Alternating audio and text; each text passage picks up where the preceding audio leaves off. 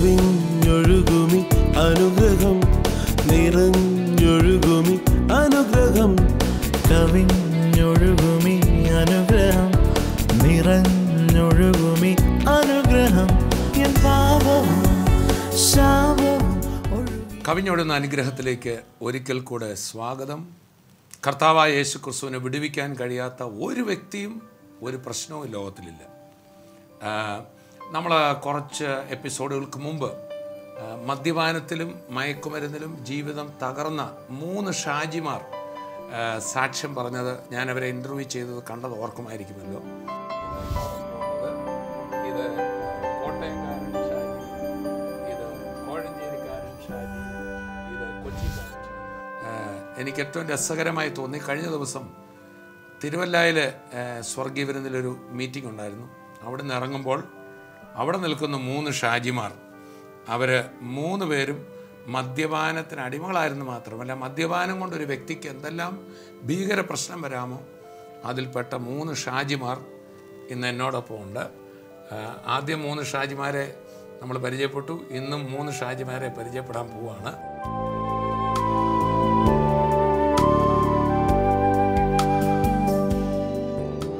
ഈ ഷാജി തിരുവല്ലായ്ക്കടുത്ത സ്ഥലം ചെങ്ങന്നൂർ മല്ലപ്പള്ളിക്ക് അടുത്തായിട്ടാണ്. എന്ത് ചെയ്യുന്നു ഇപ്പോൾ? എനിക്കൊരു ഹോട്ടലുണ്ട്. ഹോട്ടൽ നടത്തുന്നു. ഇദ്ദേഹത്തിൻ്റെ ഒരു അത്ഭുത സാക്ഷ്യമാണ് ഞാൻ കേട്ടത്. അദ്ദേഹം പറയും. ഈ ഷാജി നമ്മൾ ഒന്നിച്ച് MD സെമിനാരി സ്കൂളിൽ ഞങ്ങൾ ഒന്നിച്ച് ഒരേ കാലഘട്ടത്തിൽ പഠിച്ചു. അന്ന് നല്ലൊരു ബാസ്കറ്റ് ബോൾ പ്ലെയർ ആയിരുന്നു. ബാസ്കറ്റ് കേരള സ്റ്റേറ്റ് പ്ലെയർ ആയിരുന്നു ഷാജി. അങ്ങനൊരു വലിയ കാര്യം കൊണ്ടുണ്ട്. ഇപ്പോൾ താമസിക്കുന്നത് തിരുവല്ലയിലാണ് ഇപ്പോൾ താമസിക്കുന്നത്. ഈ ഷാജിയുടെ വീട് കറുകച്ചാലില്ല, പക്ഷേ തിരുവല്ല സ്വർഗീയ വിരുന്നിലാണ് ആരാധനയ്ക്ക് പോകുന്നത്. അദ്ദേഹത്തിൻ്റെ ജീവിതവും ഒരു അത്ഭുത സാക്ഷ്യമാണ്. നിങ്ങളിപ്പോഴും കറുകച്ചാലാണ്. അപ്പോൾ 3 പേരെ ഒന്ന് പരിചയപ്പെട്ടുള്ളൂ. ഇനി വിശദമായിട്ട് പരിചയപ്പെടാൻ പോവുകയാണ്. ഓക്കെ, ഷാജി ബ്രദറിൻ്റെ എങ്ങനെയാണ് മദ്യപാന സ്വഭാവത്തിലേക്ക് പോയത് എന്താണെന്ന് പറയാം. ഞാനൊരു 16 വയസ്സുള്ളപ്പോൾ മദ്യപാനത്തിലേക്ക് ഇറങ്ങിയതാണ്. എൻ്റെ അമ്മാച്ചനൊരു കള്ള് ഷാപ്പുണ്ടായിരുന്നു. അവിടുന്ന് എൻ്റെ തുടക്കം. പിന്നെ എൻ്റെ പിതാവ് മദ്യപിക്കുമായിരുന്നു. അതിനുശേഷം അലഹബാദിൽ പോയി, ഉത്തർപ്രദേശ്. അവിടെ ഒരു നല്ല കെസിൻ ഇൻസ്റ്റിറ്റ്യൂട്ടിൽ ഒരു ഹോസ്പിറ്റലിൽ ജോലി കിട്ടി. ഓഫീസ് അസിസ്റ്റൻ്റ് ജോലി കിട്ടി. നല്ല മദ്യപാനമുണ്ട്. അതിനുശേഷം ഈ ഹോസ്പിറ്റലിൽ കയറിയതിന് ശേഷം അവിടുന്ന് ഒരു ദിവസം ഒരു ഡോക്ടർ ഒരു ഗുളിക തന്നു. ക്ഷീണം ഉറക്കമില്ലെന്ന് പറഞ്ഞപ്പോൾ തന്നു. അത് കഴിച്ചു കഴിഞ്ഞപ്പോൾ എനിക്ക് നല്ലൊരു സുഖം പോലെ തോന്നി. പിന്നെ ഞാൻ ഡോക്ടേഴ്സിൻ്റെ ചേമ്പറിൽ കയറി ഈ ഗുളികകൾ പെറുക്കാൻ തുടങ്ങി. മയങ്ങുന്ന ഗുളിക കിട്ടാൻ വരുമ്പം ഞാൻ മെഡിക്കൽ സ്റ്റോറിൽ ചെന്നിട്ട്, ഞാൻ സ്റ്റാഫായതുകൊണ്ട് എന്നെ അറിയാവുന്നതുകൊണ്ട് ഞാൻ അവിടെ നിന്ന് മേടിക്കും. അങ്ങനെ കഴിച്ച് ഞാനും വൈഫും എപ്പോഴും വഴക്കായിരുന്നു. സമാധാനവും സ്വസ്ഥത ഭവനത്തില്ല. അങ്ങനെ ഒരു ദിവസം നിസ്സാര കാര്യം പറഞ്ഞ് പെട്ടെന്ന് അടുത്ത റൂമിലേക്ക് ഞാൻ നടന്നു പോയിട്ട് അവിടെ കിടന്ന ഒരു ബെഡ്ഷീറ്റ് എടുത്ത് കെട്ടിയിട്ട് ഫാനെ കെട്ടി തൂങ്ങി. ഞാൻ ആത്മഹത്യ ചെയ്തു. ഞാൻ നിന്ന് കസേര മറിച്ചു, ചവിട്ടി മറിച്ചു. പെട്ടെന്ന് ശബ്ദം കേട്ട് വൈഫ് വന്നപ്പം കിട്ടിയൊരു പന്നപ്പിച്ചാത്തിയും കൊണ്ട് എന്നെ മുറിച്ച് ഭാര്യ മുറിച്ച് താഴെയിട്ടു. അപ്പോൾ വിവാഹം കഴിഞ്ഞിട്ട് അധികം നാളായില്ല? ഇല്ല, ആ സമയത്താണ്, വിവാഹത്തിൻ്റെ സമയത്ത് തന്നെ. വിവാഹം കഴിഞ്ഞ തുടക്കത്തിലാണ്. കല്യാണം കഴിച്ച ആ സമയങ്ങളില്ല, 1-2 മാസങ്ങളെ ആയിട്ടുള്ളൂ. ആദ്യമായി വടക്കേന്ത്യ ചെന്ന സമയമാണ്. കൂടുതലൊന്നും സാധനങ്ങൾ ഞങ്ങളുടെ കയ്യിലില്ല. മദ്യപിച്ച് ലെക്ക് കെട്ടി വീട്ടിൽ വന്നു. എന്തിനാ കുടിച്ചെന്ന് മാത്രമേ ചോദിച്ചുള്ളൂ. കുറച്ചു നേരം കഴിഞ്ഞിട്ടും കാണുന്നില്ല. തിരിച്ചടുത്തുള്ള മുറിയിൽ ചെന്ന് നോക്കിയപ്പോൾ ഫാനിൽ കെട്ടിത്തൂങ്ങി നിൽക്കുന്നതാണ് കാണുന്നത്. എനിക്കൊന്നും ചെയ്യാൻ പറ്റാത്ത അവസ്ഥയാണ്. ആകെ ഞങ്ങളുടെ കയ്യിലുള്ളത് വളരെ കുറച്ച് സാധനങ്ങളേ ഉള്ളൂ. ഞാൻ ആ മൂർച്ചയില്ലാത്ത പിച്ചാത്തിയുമായി കടന്നു ചെന്ന് ഒരു സ്റ്റൂള് കിട്ടി, അതിൽ നറുത്തിട്ടു. എനിക്കൊന്ന് മനസ്സിലാകുന്നു, ആ മൂർച്ചയില്ലാത്ത പിച്ചാത്തിക്ക് അന്ന് എൻ്റെ യേശു ആ ബലം നൽകിയത്. നറുത്തിട്ടില്ലായിരുന്നെങ്കിൽ എൻ്റെ ജീവിതം മൊത്തം മാറിപ്പോയനെ. അതിനുശേഷം ഞങ്ങളുടെ കുടുംബജീവിതത്തിൽ അസ്വസ്ഥതയുണ്ടായി. മദ്യപാനത്തിന് ഒരു കുറവുമില്ല. കേരളത്തിൽ അറിയപ്പെടുന്ന എല്ലാ സ്ഥലങ്ങളിലും മദ്യപാനം നിർത്താൻ, പെരുമ്പാവൂര്, തിരുവല്ലായ്ക്ക് അടുത്ത് തന്നെ വേറെ സ്ഥലമുണ്ട്, അവിടെ ചെന്ന് മെഡിസിൻ കഴിച്ചു. ലഹരി വിമുക്തി കേന്ദ്രങ്ങൾ അവസാനം മാനസിക രോഗികൾ ഇടുന്ന സെല്ലിൻ്റെ അകത്ത് കൊണ്ടിട്ടു. അവിടെ ഇട്ടു. അവിടെ കൊണ്ടുവരോ മാനസികമായിട്ട് എന്തെങ്കിലും അസ്വാസ്ഥ്യം കാണിച്ചു. അന്ന് മോനെ കൊണ്ടാണ് ബാറിൽ പൊക്കോണ്ടിരുന്നത്. അന്ന് 3 വയസ്സുണ്ട് എൻ്റെ മൂത്ത മോൻ. ഇന്ന് അവന് 13 വയസ്സ്. ആ കുഞ്ഞിനെ എൻ്റെ സ്കൂട്ടറിൽ ഇരുത്തിയിട്ട് ഞാൻ ബാറിൽ പോകും. ഞാൻ 2 മണിക്കൂർ 1.5 മണിക്കൂർ തിരിച്ചു കഴിഞ്ഞ് വരുമ്പോൾ എൻ്റെ കുഞ്ഞവിടെ നിൽക്കുന്നു ഓർക്കുന്നു. അവൻ്റെ ഒരു പെപ്സിയോ എന്തെങ്കിലും ഒന്ന് മേടിച്ചു കൊടുത്തിട്ട് ഞാൻ പോകും. അതുപോലെ ഈ മദ്യമില്ലാതെ പറ്റത്തില്ലായിരുന്നു. ഞാൻ രാവിലെ കുടിക്കും. പിന്നെ ഒരു ദിവസം എൻ്റെ ബൈക്ക് എടുത്തുകൊണ്ട് പോയി റെയിൽവേയുടെ ക്രോസിങ് അടച്ചിട്ടിരിക്കുന്ന ഇടിച്ച് കയറ്റി വണ്ടി വണ്ടി അപ്പുറത്ത് പോയിട്ട് മരിക്കുക. കാരണം ഞാനൊരു ഭ്രാന്തനെ എങ്ങനെ പോകുന്നു അതുപോലെ അങ്ങ് പോവായി. ഗുളികകളാണ്. ഞാൻ 2, 4, 6, 8 വരെ കഴിക്കും. കള്ളും കുടിക്കും, മദ്യപിക്കുകയും ചെയ്യും. അങ്ങനെ ചെന്ന് ഇടിച്ച് എൻ്റെ വണ്ടി മൊത്തം തകർന്നു. ഞാൻ താഴെ വീണു. എനിക്ക് പലതവണ ആത്മഹത്യാ ശ്രമം നടത്തി. വൈഫിനെയും കുഞ്ഞിനെയും കൂടി ഇരുത്തിക്കൊണ്ട് ട്രക്കിൻ്റെ അടി കൊണ്ട് കയറ്റാൻ നോക്കി. കാരണം ജീവിതം വേണ്ട, ജീവിതം പാടെ അടുത്തു. എനിക്ക് ലോൺ ഞാൻ എടുത്തായിരുന്നു. ഹോസ്പിറ്റലിൻ്റെ അടുത്ത് ബാങ്കിൽ നിന്ന് ലോൺ എടുത്തു. പലരിൽ നിന്ന് മേടിക്കുന്ന കുടിക്കാൻ. എനിക്കതില്ല, പറ്റത്തില്ല. ഹോസ്പിറ്റലിൽ നിന്ന് കിട്ടുന്ന പൈസ വളരെ സാമ്പത്തികമായിട്ട് തകർന്നു, കുടുംബപരമായിട്ട് തകർന്നു. കുടുംബജീവിതത്തിലും എൻ്റെ വൈഫ് എന്ന് പറഞ്ഞു കഴിഞ്ഞാൽ 11 ദിവസം പ്രായമുള്ളപ്പം സ്വന്തം മാതാപിതാക്കൾ കൊണ്ട് കൊടുത്തേച്ചു പോയതാണ്. അപ്പോൾ അവളൊരു വലിയ ജീവിതം ആഗ്രഹിച്ച എൻ്റെ കൂടെ വന്നത്. മാതാപിതാക്കളൊക്കെ വിട്ടുപോയി, ഉപേക്ഷിച്ച് പോയത്. അവരെ സ്വന്തം വൈഫിന് അനാഥ പോലെ അവിടെ പപ്പായുടെ പെങ്ങളെ കൊണ്ട് കൊടുത്തിട്ട് പോയതാണ് 11 ദിവസം പ്രായമുള്ളത്.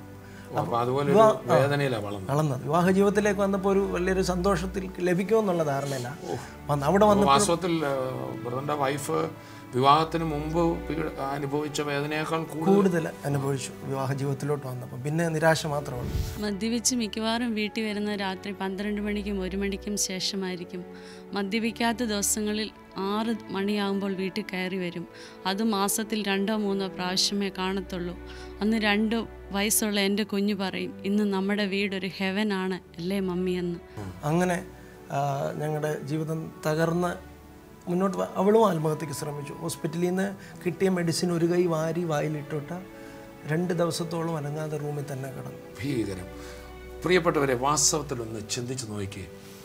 ഈ യേശുക്രിസ്തുവിൻ്റെ വിടുതലുമായിട്ട് ഇവിടെ ഇരിക്കുമ്പോൾ ഈ സുവിശേഷം ചെയ്യുന്നത് എന്തൊരു വലിയ കാര്യമാണ്. ഒരു ഡോക്ടർക്കോ ഒരു മതത്തിനോ ഒരു ഒന്നിനും ചെയ്യാൻ കഴിയാത്തതാണ് യേശുക്രിസ്തു ചെയ്യുന്നത്. ഇവിടെ സുവിശേഷം ഒരു മതമല്ല, ഹൃദയങ്ങളെ പരിവർത്തനം ചെയ്യുന്ന ഇതുപോലൊരു കുടുംബത്തെ വിടുവിക്കാൻ ആരെ കൊണ്ട് സാധിക്കും? അങ്ങനെ അവൾ എന്നെ മടുത്തു. ഇനി വേണ്ട, ഞാൻ അങ്ങ് പോകാമെന്നും പറഞ്ഞ് നാട്ടിൽ പോരും. വൈഫ് വടക്കേണ്ടിൽ നിന്ന് പോകുന്നു, തിരിച്ചു പോരുന്നു. അപ്പം ഞാൻ അവിടെ, അപ്പോൾ എനിക്ക് സന്തോഷമായി. എൻ്റെ ഇഷ്ടം പോലെ കഴിയാമല്ലോ. അവൾ ചുരുക്കി പറഞ്ഞാൽ നിങ്ങൾ തമ്മിൽ വേർപിരിഞ്ഞു. ഡൈവേഴ്സ് ആകാനുള്ള എല്ലാ കാര്യം. കാരണം ഞാൻ വിളിക്കുന്നില്ല, ഞങ്ങൾ സംസാരമില്ല, ഒന്നുമില്ല. എൻ്റെ വൈഫ് എവിടെയാണെന്ന് ഞാൻ തിരക്കുന്നില്ല. അങ്ങനെ ഇരുന്ന സമയത്ത് അവൾ പല പ്രാർത്ഥനകൾക്ക് ഈ നാട്ടിൽ വന്നിട്ട് പോയി. അതിലൊന്നും ഒരു ഇത് കിട്ടിയില്ല. അങ്ങനെ ഇരുന്നപ്പോൾ ആരെ കളിയാക്കി ചോദിച്ചു, കോട്ടയത്ത് ഒരു മീറ്റിംഗ് നടക്കുന്നില്ലേ, നിനക്ക് അവിടെ കൂടി ഒന്ന് പോകല്ലോ. നമുക്ക് സ്ഥലം അറിയത്തില്ല, ആരും അറിയത്തില്ല. കാരണം വളർന്നൊരു അനാഥത്തിൻ്റെ അവസ്ഥയിലാണ്. അവിടുന്ന് ഇവിടെ കയറി വന്നു. കളിയാക്കി ചോദിച്ചത് കേട്ട് വന്നതാ. അങ്ങനെ വന്ന സമയത്ത് ഈ കോട്ടയത്ത് വന്ന് റെയിൽവേ സ്റ്റേഷനിൽ ഇറങ്ങി ആരണ്ടോട് ചോദിച്ചു. അവിടെ ആൻറ്റി കൂട്ടിക്കൊണ്ടാണ് അന്നപ്പോൾ നമ്മുടെ മീറ്റിംഗ് നടന്നുകൊണ്ടിരിക്കുന്നത്, നമുക്ക് ഉപദ്ര ശുശ്രൂഷിക്കാം അവിടെ. അന്നേരം പറഞ്ഞു, ഇവിടെ മദ്യപാനത്തെ തകർന്ന ഭർത്താക്കന്മാരുണ്ട്, അല്ലെങ്കിൽ സഹോദരങ്ങളുണ്ട്. അങ്ങനെ ആരെങ്കിലും ഉണ്ടെന്നുണ്ടെങ്കിൽ നിങ്ങൾ ഇവിടെ ഇരുന്ന് പ്രാർത്ഥിച്ചാൽ ഇന്ന് ആ വ്യക്തി എവിടെയാണെങ്കിലും സൂക്ഷിക്കുന്നത് പറയുക. ഇവിടെ ഇരിക്കുന്ന ആളുടെ ബന്ധു ആരെങ്കിലും, ഭർത്താവോ സഹോദരങ്ങളോ മക്കളോ ആരെങ്കിലും ദൂരെയാണെങ്കിലും ഇന്ന് പ്രവർത്തിക്കും. അപ്പം ഇവൾ ഉള്ളുകൊണ്ട് അവർക്ക് ഉൾക്കൊള്ളാൻ പറ്റുന്നില്ല. കാരണം ഒത്തിരി കണ്ടതല്ലേ, പലയിടത്തും പോയി തിരിച്ചിറങ്ങി വരുന്ന സന്തോഷത്തിൽ അത് കഴിയുമ്പോൾ ഒരു ദിവസം കൊണ്ട് മാറുന്നു. പക്ഷേ ആദ്യം അവളെ കൈപൊക്കിയെന്ന് പറഞ്ഞു. അത് കഴിഞ്ഞ് അനേകർ കൈപൊക്കി. അന്ന് അവിടെ വെച്ച് പ്രാർത്ഥിച്ചു തങ്കുപതറ പ്രാർത്ഥിച്ചു. പക്ഷെ ഞാൻ അറിയുന്നില്ല ഇവിടെ പ്രാർത്ഥനയ്ക്ക് പോകുന്നത്. ഞാൻ അവിടെ ഇരിക്കുന്ന സമയത്ത് എനിക്ക് കഴിക്കാനുള്ള മെഡിസിനൊക്കെ എടുത്ത് വെച്ചിട്ടുണ്ട് കഴിക്കാനുള്ള. അന്ന് അന്ന് ഒരു 4 മണിയോട് കൂടി ഞാനന്ന് ജോലിക്കൊന്നും പോകുന്നില്ല, റൂമിൽ തന്നെ ഇരിക്കുക. കാരണം എനിക്ക് പോകാൻ പറ്റത്തില്ല. അങ്ങനെ ഇരുന്ന സമയത്ത് അന്നൊരു 4 മണിയായപ്പോൾ ഞാൻ ഓർത്ത് എൻ്റെ ശരീരം മൊത്തം വരയ്ക്കാൻ തുടങ്ങി. ഞാൻ ഓർത്ത് ഇപ്പം ചാകുക, എൻ്റെ ശരീരത്തിൽ നിന്ന് എൻ്റെ ജീവൻ പോവുക. സിസ്റ്റർ പ്രാർത്ഥിച്ച അന്ന് തന്നെ എനിക്കറിയത്തില്ലെന്ന്. ഞാൻ അവിടെ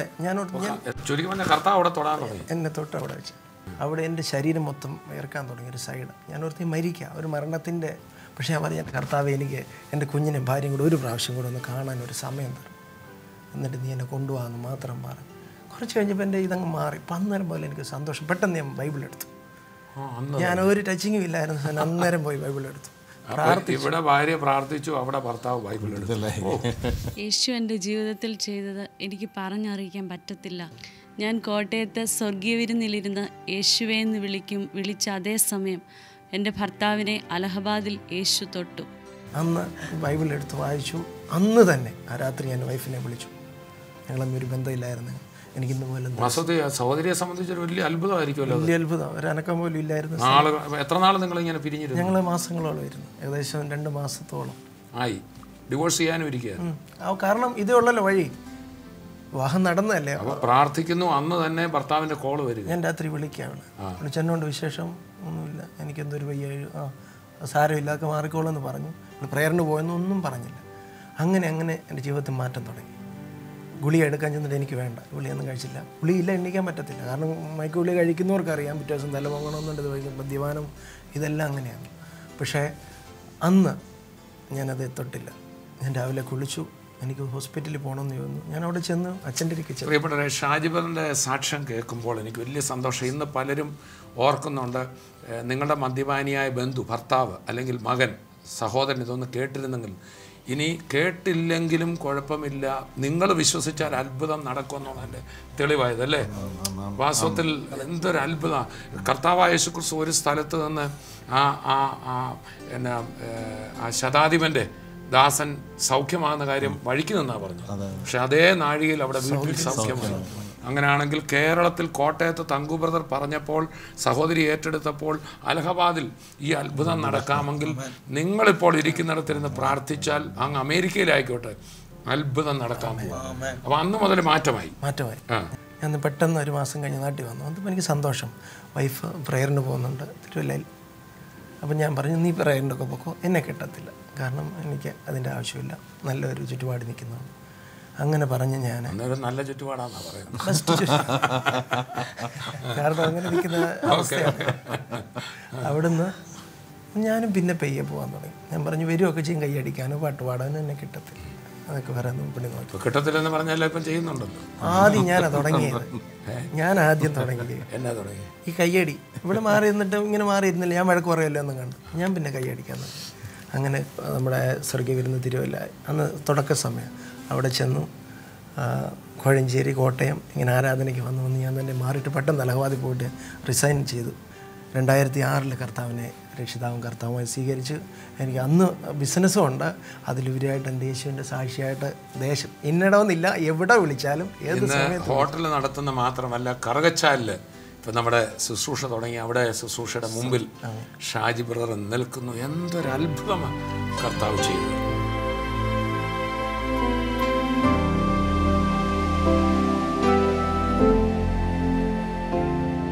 അടുത്ത നമ്മുടെ കോട്ടയംകാരൻ ഷാജി ഇപ്പോൾ തിരുവല്ലയിൽ തിരുവല്ലയിൽ സെറ്റിൽ ചെയ്യുന്നു. ഞാൻ നല്ലൊരു സ്പോർട്സ്മാൻ ആയിരുന്നു. അപ്പോൾ ആദ്യകാലങ്ങളിലൊന്നും കുടിക്കത്തൊന്നുമില്ലായിരുന്നു. ഇതിനെങ്ങനെ കിട്ടുന്ന കമ്പനിയൊക്കെ ഉണ്ടെങ്കിൽ അവോയ്ഡ് ചെയ്യായിരുന്നു. അത് കഴിഞ്ഞിട്ട് എൻ്റെ PG കംപ്ലീറ്റ് ചെയ്ത് കഴിഞ്ഞിട്ട് ഞാൻ ബിസിനസ്സിലേക്ക് കയറുമായിരുന്നു. തിരുവല്ലയിലാണ് ബിസിനസ് തുടങ്ങുന്നത്. പെയിൻറ്റ് കടയായിട്ട് അങ്ങോട്ട് കയറി അവിടുന്ന് മദ്യപാനം വൈകി തുടങ്ങി. തമാശയായിട്ട് തുടങ്ങിയതാണ്. തമാശയായിട്ട് തുടങ്ങി മാസത്തിൽ 1 പ്രാവശ്യം അങ്ങനെയൊക്കെ കുടിച്ച് അവസാനം ഇത് ഇല്ലാതെ പറ്റാതെ വന്നു. അതുപോലെ അങ്ങ് മദ്യപാനത്തിന് അഡിക്ഷനായിപ്പോയി. അതായത് ഒരു 20-25 വർഷത്തോളം കണ്ടിന്യൂസ് ആയിട്ട് മദ്യപിച്ച് കൊണ്ടിരിക്കുകയായിരുന്നു. വീട്ടിലും നാട്ടിലും ഒക്കെ തലവേദനയായി മാറി. അങ്ങനെ തുടങ്ങി വെച്ച ബിസിനസ് മുഴുവൻ തകർന്ന് തരിപ്പണായി. അവസാനം ഒന്നുമില്ലാത്ത അവസ്ഥ. ഇതിൻ്റെ ഇടയ്ക്ക് എന്നെ ഗൾഫിൽ വിട്ടു. അവിടെയും ചെന്ന് രക്ഷയില്ലാതെ തിരിച്ചു വന്നു. എല്ലാം മുഴുവൻ പരാജയം എന്ന് പറഞ്ഞാൽ ക്വാളിഫിക്കേഷൻ ഉണ്ടായിരുന്നു. സ്പോർട്സ് കോട്ടയിലാണ് എനിക്ക് ജോലി കിട്ടുമായിരുന്നു. അതൊന്നും ഈ മദ്യപാനം കൊണ്ടെല്ലാം തകർന്ന് തരിപ്പണമായിട്ട് അവസാനം ഒരു ഭ്രാന്ത് പോലെ ഫിക്സ് വരുമായിരുന്നു. കുടിച്ചില്ലെങ്കിൽ. അപ്പം ഈ ബ്ലഡിലെ ആൽക്കഹോൾ കണ്ട് കുടിച്ചില്ലെങ്കിൽ അത് കുറയുമല്ലോ. കുറയുന്നുണ്ടെ ഉണ്ടാകുന്ന ഇതാണെന്നാണ് പറഞ്ഞത്. അത് ബ്രെയിനിലേക്കുള്ള ബ്ലഡ് സർക്കുലേഷൻ കയറാതെ വരും. ചിലർക്ക് അത് ലാസ്റ്റ് സ്റ്റേജ് അതൊക്കെ. പിന്നെ അത് നിർത്താനേ പറ്റത്തില്ല. അങ്ങനെ ഒരു സ്റ്റേജിലാണ് വന്ന് നിന്നത്. അപ്പോൾ എനിക്ക് തന്നെ അറിയാമായിരുന്നു ഞാൻ പെടച്ചു വീഴും. കുടിച്ചില്ലെങ്കിൽ വീണ് ഇതെല്ലാം കൂടും, ഒച്ച വെക്കും. അപ്പോൾ എനിക്ക് ബോധമൊന്നുമില്ലല്ലോ.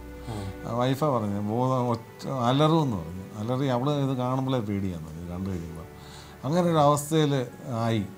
എനിക്ക് തന്നെ അറിയാൻ പറ്റില്ല ഞാൻ എന്ത് ചെയ്യണം ഒരു പിടിയില്ലാതെ വന്നു. അവസാനം ഞാൻ തിരുവല്ലയിൽ ഇതുപോലെ ഇങ്ങനെ ഇരിക്കുമ്പോഴാണ് സ്വർഗീയ വിരുന്നിൻ്റെ ക്രൂസൈഡ് നമ്മുടെ വലിയ ഗ്രൗണ്ടിൽ നടക്കുന്നത്. അത് ഇത്രയും വെള്ളം മുട്ടറ്റം വെള്ളത്തിലാണ്. വന്ന് ഞാൻ അതിൻ്റെ ഉള്ളിൽ കയറി ഇത് കേൾക്കാൻ വേണ്ടി വന്നപ്പോൾ ഒരു കസേരയിട്ട് കാല് നിരത്തി ഓട്ടാൻ പറ്റില്ല, വെള്ളമില്ല. അതുകൊണ്ട് വേറൊരു കസേരയിട്ട് അതിൻ്റെ മുകളിൽ കയറി ഇരിക്കുക. അന്നും കുടിച്ചിട്ടുണ്ട്, മദ്യപിച്ചിട്ട്. വന്നാലും വല്ല മഴ പെയ്തപ്പോഴും ഞങ്ങൾ യോഗം ക്യാൻസൽ ചെയ്യാൻ നന്നായി. സത്യ വെള്ളം അകത്തും വെള്ളം പുറത്ത് മൊത്തം വെള്ളത്തിലാണ്. അന്ന് സ്റ്റേജിൽ നിൽക്കുന്ന തങ്കു ബ്രദറും തോമസ് ബ്രദറും രണ്ടുപേരും നിൽപ്പുണ്ട്. ഇങ്ങനെ അവിടെ നിന്നുകൊണ്ട് സ്റ്റേജിൽ നിന്നുകൊണ്ട് പറഞ്ഞു, തകർന്ന ആരെങ്കിലും വന്നിട്ടുണ്ടെങ്കിൽ ഈ കൂടെ എന്നെ കേൾക്കുന്നുണ്ടെങ്കിൽ ഒരൊറ്റ വിളിയിൽ നിങ്ങൾക്ക് സൗഖ്യം വരുമെന്ന്, യേശുവെന്ന് മാത്രം വിളിച്ചാൽ മതി എന്ന്. അപ്പോൾ ഞാൻ ജനിച്ച ക്രിസ്ത്യാനിയായിട്ടാണല്ലോ ജനിച്ചത്. അപ്പോൾ യേശുവൊക്കെ വിളിക്കാറൊക്കെ ഉണ്ട്. പിന്നെ ഇവിടെ എന്നെ എത്ര പ്രത്യേകത എന്നെ വിളിക്കാനാ എന്ന് ഞാൻ മനസ്സിൽ ഓർത്തു. എന്നാലും ഒന്ന് വിളിച്ചേക്കാമെന്ന് പറഞ്ഞുകൊണ്ട് അന്ന് വിളിച്ചു. പറഞ്ഞപ്പോൾ എനിക്ക് തോന്നിയത് പത്രോസ പടകിൽ രാത്രി മുഴുവൻ അധ്വാനിച്ചിട്ട് ഒന്നും കിട്ടിയില്ല. കർത്താവ് പറയാ വലത്ത് ഭാഗത്തോട്ട് വീശിക്കാൻ പറഞ്ഞു. കർത്താവ് രാത്രി മുഴുവൻ ഞാനിത് തന്നെ നോക്കിയതാ, എന്നിട്ട് വന്നു എങ്കിലും നിന്റെ വാക്കിന് ജീവിതം മുഴുവൻ യേശു എന്ന് വിളിച്ചാണെങ്കിലും ആ വചനം കേട്ടപ്പോൾ കർത്താവ് ഇടപെട്ടെ അല്ലേ, എന്നാലും ഒന്ന് വിളിച്ചേക്കാം. അവിടെ നിന്ന് വിളിച്ചു. പക്ഷെ ഞാൻ അവിടെ നിന്ന് മാറി നിന്ന് കരയുമായിരുന്നു. കരയെന്ന് വെച്ചാൽ എൻ്റെ ജീവിതം തീർന്നു എന്ന് വെച്ചാൽ എൻ്റെ വൈഫ് എന്ന് വെച്ചാൽ അവിടെ ചിരിച്ചാൻ കണ്ടിട്ടേ ഇല്ല. ഒരു 20 വർഷമായിട്ട് ചിരി അവിടെ മുഖത്ത് തന്നെ മാഞ്ഞു പോയതാണ്. ഷാജാൻ മദ്യപിച്ചുകൊണ്ടിരുന്ന കാലഘട്ടത്ത് എൻ്റെ ജീവിതത്തിൽ യാതൊരു സന്തോഷവും സമാധാനവും ഇല്ലായിരുന്നു. അതുമാത്രമല്ല എൻ്റെ വീട്ടിലുള്ള എൻ്റെ അമ്മയ്ക്കും സഹോദരങ്ങൾക്കും വളരെ വിഷമമായിരുന്നു. അത് എൻ്റെ ഉള്ളിലെ വിഷമമുണ്ട് ഇതൊക്കെ കണ്ടിട്ട്. പക്ഷെ ഇത് നിർത്താനും പറ്റുന്നില്ല. അങ്ങനെ ഞാൻ വിളിച്ച് ശരീരത്തിലെ പ്രത്യേകിച്ചൊന്നും അനുഭവപ്പെട്ടൊന്നുമില്ല. പക്ഷേ എൻ്റെ പിറ്റേ ദിവസം ഞാൻ മദ്യപിക്കാതെ നോക്കി, അന്ന് ഫിറ്റ്സ് വന്നില്ല. ഇല്ല. അപ്പോൾ എനിക്ക് മനസ്സിലായി എൻ്റെ കർത്താവ് തൊട്ടു. അന്ന് തൊട്ട് മദ്യപാനം എന്നെ വിട്ടു പോയിക്കൊണ്ടിരിക്കുകയായിരുന്നു. പൂർണ്ണമായിട്ടും വിട്ടുമാറി. ഇപ്പം അത് കഴിഞ്ഞപ്പോൾ ഞാനിങ്ങനെ എൻ്റെ വൈഫിനോട് പറഞ്ഞു, ജയ എന്ന വൈഫിൻ്റെ പേര്, വൈഫിനോട് പറഞ്ഞു ഇതുപോലെ ഞാനിങ്ങനെ പ്രാർത്ഥനയ്ക്ക് പോകുന്നുണ്ട്, ഹെവൻലി ഫീസ്റ്റിലാണ് ഇപ്പം സ്വർഗീയ വിരുന്നിലാണ് ഇപ്പം നിൽക്കുന്നതെന്ന് പറഞ്ഞപ്പം വലിയ മൈൻഡ് ചെയ്തില്ല ആ ചട്ടി. കാര്യം എന്താണെന്ന് വെച്ചാൽ ഇതിനു മുമ്പും 3 മാസം ഇതുപോലെ ധ്യാനങ്ങളൊക്കെ കൂടും, 3 മാസത്തേക്ക് നിൽക്കും, പിന്നെയും സ്റ്റാർട്ട് ചെയ്യും. അതൊക്കെ അതുകൊണ്ട് വലിയ മൈൻഡ് ചെയ്തില്ല. പക്ഷേ കുറേ കഴിഞ്ഞപ്പം ഇവർക്ക് തന്നെ പിടികിട്ടി. എൻ്റെ സ്വഭാവത്തിന് വ്യത്യാസങ്ങൾ വരാൻ തുടങ്ങി. അന്ന് ഇതുപോലെ അതിലും വലിയൊരു അത്ഭുതം നടന്നതെന്നു വെച്ചാൽ ഞങ്ങളെ ജീവിതം മാറ്റിമറിച്ചൊരു സംഭവം അത്. അതായത് എനിക്കൊരു 50,000 രൂപ ഒരാൾക്ക് കൊടുക്കാനുണ്ടായിരുന്നു. അതായത് ഞങ്ങൾക്കറിയാവുന്നൊരു കുടുംബത്തിൽ നിന്ന് എൻ്റെ ബിസിനസ്സിന് വേണ്ടി തന്നതാണ്. തരുന്നതിന് മുമ്പ് അവർ പറഞ്ഞിരുന്നു മോളുടെ കല്യാണത്തിന് തിരിച്ചു തരണമെന്ന്. പക്ഷേ ഈ മദ്യപാനം കാരണം ഇത് കൈവിട്ടു പോയി. കടയിൽ 6 ലക്ഷം രൂപ റെഡി ക്യാഷ് ഇട്ട് തുടങ്ങിയ ബിസിനസ് 20,000 രൂപ ഒരു സ്റ്റോക്കില്ലാത്തൊരവസ്ഥയെ വന്നിരിക്കുക. തിരിച്ചു കൊടുക്കാൻ നിർത്തിയില്ല. കല്യാണം ഉറയ്ക്കുന്നതിൻ്റെ തലേ ദിവസം ആ കുടുംബം ഞങ്ങളുടെ വീട്ടിൽ വന്നു. വീട്ടിൽ നിന്ന് ഞാൻ താമസിക്കുന്ന വൈഫ് ഹൗസിലാണ് നെടുമ്പുറത്ത്. അവിടെ വന്നു. മദറിലെ ഉണ്ട്. അവരൊക്കെ വലിയ അന്തസ്സായിട്ട് ജീവിക്കുന്നവരാണ്. മോൻ എഞ്ചിനീയറും അങ്ങനെ ഹൈ ലെവലിൽ ജീവിക്കുന്നവരാണ്. അവരുടെ വീട്ടിൽ ഒരാൾ കടം ഞാൻ കൊടുക്കാനുണ്ടെന്ന് പറഞ്ഞിട്ട് വന്നു കഴിഞ്ഞാൽ അവർക്ക് വലിയ നാണക്കേടാണ്. പക്ഷെ അവർ വീട്ടിൽ വന്ന് പറഞ്ഞു പിറ്റേ ദിവസം കാശ് തന്നില്ല ഞങ്ങൾ കുടുംബം ആത്മഹത്യ ചെയ്യുമെന്ന് പറഞ്ഞു. അന്ന് എൻ്റെ ഒരു സുഹൃത്ത്, സ്വർഗീയ വിരുന്നിൽ തന്നെ വരുന്നൊരു സഹോദരൻ, നേരത്തെ ഞങ്ങൾ സുഹൃത്താണ്, പുള്ളി മാത്യൂസ് ബ്രദർ എഞ്ചിനീയർ, പുള്ളിക്കാരനെ അന്ന് രാവിലെ അന്ന് വിശ്വാസത്തിൽ വന്നതേ ഉള്ളൂ. എനിക്കിത് എങ്ങനെ കൊടുക്കണമെന്ന് അറിയത്തില്ല. ഞാൻ അങ്ങോട്ടും ഇങ്ങോട്ടും ഭ്രാന്ത് പിടിച്ച പോലെ നടക്കും അങ്ങോട്ടും ഇങ്ങോട്ടും. മാത്യൂസ് ബ്രദർ അന്ന് രാവിലെ പ്രാർത്ഥിക്കാൻ വേണ്ടി 3 മണിയൊക്കെ ആയപ്പോൾ ഉണർന്ന് ബൈബിളായിട്ട് പ്രാർത്ഥിക്കാൻ വേണ്ടി വേറെ മുറിയിലോട്ട് കയറി പ്രാർത്ഥിച്ചുകൊണ്ടിരുന്നപ്പോൾ പെട്ടെന്ന് മാത്യൂസ് ബ്രദർ ഇങ്ങനെ പറഞ്ഞത്, കർത്താവ് എന്നോട് സംസാരിച്ചു, നിൻ്റെ കുമ്പനാട്ടെ വർക്കിൻ്റെ പൈസ നിനക്ക് വേണ്ടായോ, അതിൻ്റെ പാസ്റ്റർ ഇംഗ്ലണ്ടിൽ നിന്ന് വന്നിട്ടുണ്ട്, നീ അവിടെ ചെല്ല്, പൈസ കിട്ടും. പൈസ കിട്ടിക്കഴിഞ്ഞാൽ ആദ്യം 50,000 രൂപ ഷാജിക്ക് കൊടുക്കണമെന്ന് പറഞ്ഞു. കർത്താവ് ഉള്ളിൽ പറഞ്ഞു. അപ്പം മാത്യൂസ് ഇങ്ങനെ ആവശ്യമുണ്ടെന്ന് അദ്ദേഹത്തിന് ഇല്ല, അറിയത്തില്ല. കടബാധ്യത ഉണ്ടെന്നൊക്കെ അറിയാമെന്നല്ലാതെ ഇതൊന്നും അറിയത്തൊന്നുമില്ല. അപ്പം മാത്യൂസ് ബ്രദർ എന്ത് ചെയ്തു, രാവിലെ ഒരു 7 മണിയായപ്പം കുമ്പനാടി വന്നപ്പം ഇംഗ്ലണ്ടിൽ നിന്ന് ആ പാസ്റ്റർ അവിടെ അയക്കുന്നു. പാസ്റ്റർ ചോദിച്ചു, നിനക്ക് ഫണ്ടൊന്നും വേണ്ടതെന്ന് ചോദിച്ചു. ഇങ്ങോട്ട് ചോദിച്ചു. മാത്യൂസ് ബ്രദർ നല്ല ടൈറ്റ് നിൽക്കുക. അതാണ് അതിൻ്റെ അകത്ത് ഏറ്റവും വലിയ സംഭവം. വർക്കെല്ലാം പെൻഡിങ് ആ പണി ടൈറ്റായിട്ട് നിൽക്കുന്ന സമയത്താണ്. നമ്മൾ വേണമെന്ന് പറഞ്ഞപ്പോൾ 3.5 ലക്ഷം രൂപയുടെ ചെക്ക് എഴുതി കൊടുത്തു. ആ ചെക്ക് എഴുതിയിട്ട് ആ ചെക്കായിട്ട് മധ്യസ്ഥ 8 മണി 9 മണി ആയപ്പോൾ ഓഫീസിൽ വന്നു. ഓഫീസിൽ വന്ന് അന്നേരം തൊട്ട് എന്നെ വിളിച്ചുകൊണ്ടിരിക്കുക. അപ്പോൾ എൻ്റെ ഫോൺ കട്ടായി കിടക്കുക, പൈസ അടയ്ക്കാഞ്ഞിട്ട്. അങ്ങനെ വിളിച്ചുകൊണ്ടിരുന്നത് പെട്ടെന്ന് ഞാൻ അന്നേരം ഈ പരക്കം പാഞ്ഞ് അങ്ങോട്ട് കൊണ്ട് നടക്കും. കൂട്ടുക താഴോട്ട് പോകുന്നു, മുകളിലോട്ട് ഇടുന്നു. ഇതെങ്ങനെ കൊടുക്കും എന്നൊരു പിടിയില്ല, 1 രൂപ പോലും കയ്യിലും ഇല്ല. അങ്ങനെ കുറേ കഴിഞ്ഞപ്പോൾ എനിക്ക് തോന്നി മാത്തുക്കുട്ടിയെന്ന് ഞാൻ വിളിക്കുന്നത്. മാത്തുക്കുട്ടിയെന്ന് വിളിച്ചാൽ അപ്പോൾ എൻ്റെ ഫോൺ കട്ടായി കിടക്കുകയല്ലേ. ഞാൻ അവിടെ ചെന്ന് ബൂത്തിൽ ചെന്ന് മധീസ് സാറിനെ വിളിച്ചു. മധീസ് സാറിനെ വിളിച്ചപ്പം മധീസ് സാർ പറഞ്ഞു, ഷാജിയെ ഞാൻ രാവിലെ തൊട്ട് വിളിച്ചുകൊണ്ടിരിക്കുക, എവിടെയായിരുന്നു? ഞാൻ എന്താ മാത്തുക്കുട്ടി പറഞ്ഞു, എളുപ്പം എൻ്റെ ഓഫീസിലോട്ട് വരാൻ പറഞ്ഞു. ഞാൻ എന്താ കാര്യം? ഒരു 50,000 രൂപ എടുത്ത് വെച്ചിട്ടുണ്ടെന്ന് പറഞ്ഞു. ഞാൻ ഈ ഓടി, എനിക്ക് ബസ്സിന് സ്പീഡ് പോരെന്ന് തോന്നി. എന്ന് വെച്ചാൽ കയറുന്ന ബസ്സിന് എന്ന് വെച്ചാൽ ഇവർ കടയിൽ വന്നിരിക്കുക, കുടുംബമായിട്ട് വന്നിരിക്കുക പൈസയ്ക്ക് വേണ്ടി. ഞാൻ ഓടി മധുസാറിൻ്റെ അവിടെ ചെന്ന് 50,000 രൂപ എടുത്ത് തന്നിട്ട് ഞാൻ അതും കൊണ്ടുവന്ന് അവരുടെ കൈ കൊടുത്തു. കർത്താവേ, അപ്പോൾ എത്ര അത്ഭുതകരമായിട്ട്, ഭയങ്കര അത്ഭുതം. വാസ്തവത്തിൽ ഇത് പല അത്ഭുതങ്ങളും എൻ്റെ ജീവിതത്തിൽ കേട്ടിട്ടുണ്ടെങ്കിലും എന്തൊരു ഡിവൈൻ പ്രൊവിഡൻസ് എന്നൊക്കെ പറയുന്നത് ഭയങ്കരം. എന്നിട്ട് ഞാൻ അതുകൊണ്ട് കൊടുത്തു. അവരും ഞെട്ടിപ്പോയി, ഇതെങ്ങനെ കിട്ടിയെന്നുള്ളതാണ് അവർക്കറിയാം എൻ്റെ ഒരു വഴിയില്ലെന്നുള്ളത്. അത് കഴിഞ്ഞിട്ട് മധ്യസ്ഥ പറഞ്ഞ നല്ല ടൈറ്റല്ലേ, തിരിച്ചു കൊടുക്കണ്ടേ. അതിന് അന്നേരം ആരുണ്ടോ, ഇനി വ്യാപാരി വ്യവസായി ഏകോപന സമിതിയുടെ ലോണുണ്ട് പരസ്പര ജാമ്യത്തിൻ്റെ പുറത്ത്, അത് അപ്ലൈ ചെയ്താൽ കിട്ടുമെന്ന് പറഞ്ഞു. ഞാനങ്ങനെ അവിടെ ഇവിടെ തലോടി മുട്ടാറി വണ്ടിൽ ചെന്ന് ഇങ്ങനെ ലോൺ വേണമെന്ന് പറഞ്ഞു. അവിടുത്തെ പ്രസിഡൻറ്റിനോട് പറഞ്ഞു. അപ്പോൾ പ്രസിഡൻറ്റ് പറഞ്ഞു, എൻ്റെ സാറേ ഇവിടെ സെക്രട്ടറി ഒന്നുമില്ല, ഞാൻ പ്രസിഡൻറ്റ് മാത്രമേ ഉള്ളൂ. കുറച്ച് കഴിഞ്ഞ് എന്നോട് ചോദിച്ചു, സാറിന് സെക്രട്ടറി ആകാമെന്ന് ചോദിച്ചു. ഞാൻ പിന്നെ ആയേക്കാം. അത് അത്ഭുതമായിരിക്കുന്നു. ആദ്യമായിട്ട് കേൾക്കുകയാണ്.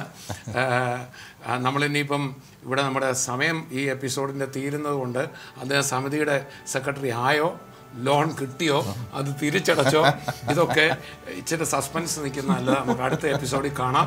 അപ്പോൾ തന്നെ ഒരു കൊടും ഭീകരൻ ആയിരുന്നു നമ്മുടെ ഈ ഷാജി എങ്ങനെ യേശു ഒരു കുഞ്ഞാട് പോലെ ആക്കി, ഇതെല്ലാം നമുക്ക് അടുത്ത എപ്പിസോഡിൽ റെഡിയായിരിക്കണം. അപ്പോൾ തന്നെ ഇന്ന് എന്നെ ഞങ്ങളെ കണ്ടുകൊണ്ടിരിക്കുന്ന ഓരോരുത്തരും പറയട്ടെ, നിങ്ങൾ മദ്യപാനത്തിന് അടിമയായിരിക്കാം, അല്ലെങ്കിൽ നിങ്ങളുടെ പ്രിയപ്പെട്ടൊരു വ്യക്തി മദ്യപാനത്തിന് അടിമയായിരിക്കാം.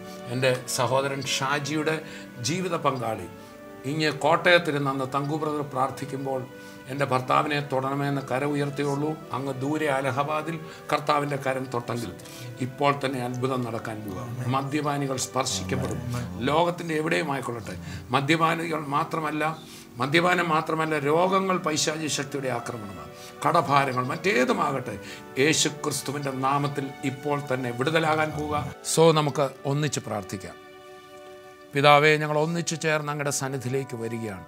എൻ്റെ കർത്താവിൻ്റെ അത്ഭുതകരം ഈ 3 ഷാജിമാരെയും മദ്യപാനത്തിൻ്റെ ചങ്ങലകളിൽ നിന്ന് വിടുവിച്ച്, കർത്താവ് ഈ മകനെ ആ ഡിവോഴ്സിൻ്റെ വക്കിലിരുന്ന കുടുംബത്തെ വിടുവിച്ച കർത്താവെ, ആ ബിസിനസ് തകർച്ചയിലിരുന്ന ബ്രദർ ഷാജിയെ വിടുവിച്ച കർത്താവ്, ഒരു ക്രിമിനൽ വഴിയിലേക്ക് സ്വഭാവത്തിലേക്ക് തകർന്നുപോയ ആ ഷാജിയെ വിടുവിച്ച എൻ്റെ കർത്താവ്, ഈ കേട്ടുകൊണ്ടിരിക്കുന്ന ഏതൊരു മദ്യപാനിയാണോ യേശുവിൻ്റെ നാമത്തിൽ വിടുതലാകട്ടെ. കർത്താവെ, മദ്യപാനികൾക്ക് വേണ്ടി പ്രാർത്ഥിക്കുന്നവരുണ്ടോ? ഞങ്ങളിപ്പോൾ പ്രാർത്ഥിക്കുമ്പോൾ അവരെവിടെയാണെങ്കിലും എൻ്റെ ഈ സഹോദരൻ ഷാജിയെ തൊട്ട യേശുവിൻ്റെ കരം അവരെ തൊട്ട് വിടുവിക്കണം. യേശുവിൻ്റെ നാമത്തിൽ രോഗികൾ സൗഖ്യമാകട്ടെ, ബന്ധനങ്ങൾ അഴിയട്ടെ, പൈശാചിക കെട്ടുകൾ പൊട്ടട്ടെ, തകർന്ന കുടുംബങ്ങൾ വിടുതലാകട്ടെ. കർത്താവെ, ഞങ്ങളവരെ അനുഗ്രഹിക്കുന്നു.